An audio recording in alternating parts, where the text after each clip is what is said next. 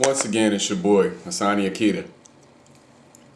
Pardon the food, but I like to talk when I'm hot, so forgive me for eating while I make this video. I hope you can't see in my mouth, but I want to talk today in regards to black liberation and a black paradigm, forming a new black paradigm in America.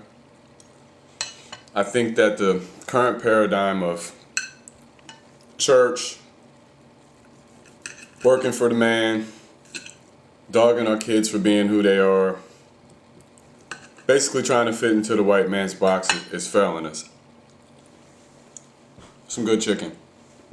But I just got off of Facebook where I had a discussion with a pretty famous black conservative who was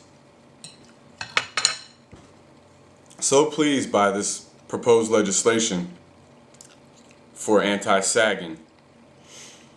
Now, I don't sag, and I don't really appreciate when I see kids out with their pants below their butt. But I understand that kids will rebel in their speech, their language, their dress, everything. They're forming an identity. And for far too long, we black people have dogged our children for having their own identity. How come white kids can dress up like Satan and run around in goth outfits and look like vampires, and nobody says a word? Nobody tells them they're not going to be able to get a job.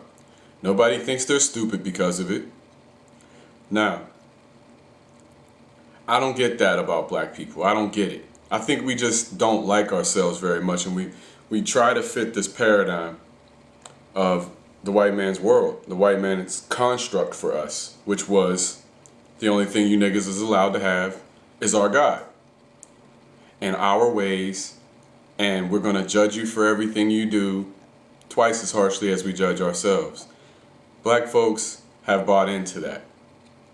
I am a black liberationist. I believe that black people should be themselves all the time. I believe that we should stop code switching. I believe that when we go in the workplace, we should dress like we want to dress.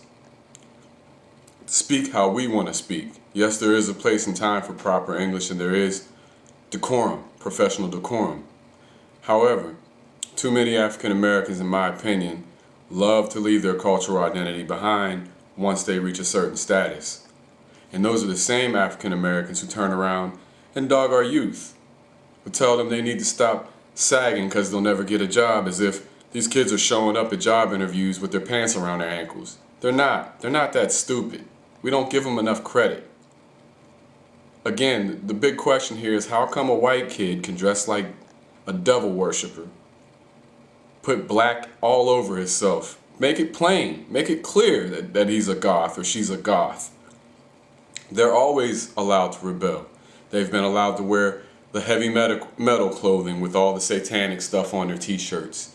They've always been allowed to rebel, okay? But our kids, for some reason, they better fit the box, or they're screwed. Okay, and it basically boils down to a double standard that I can't allow to continue, or don't want to allow to continue in black America. And it's really up to us as black Americans to stop reinforcing this crap. Bill Cosby made a lot of good points, but he's wrong about our youth.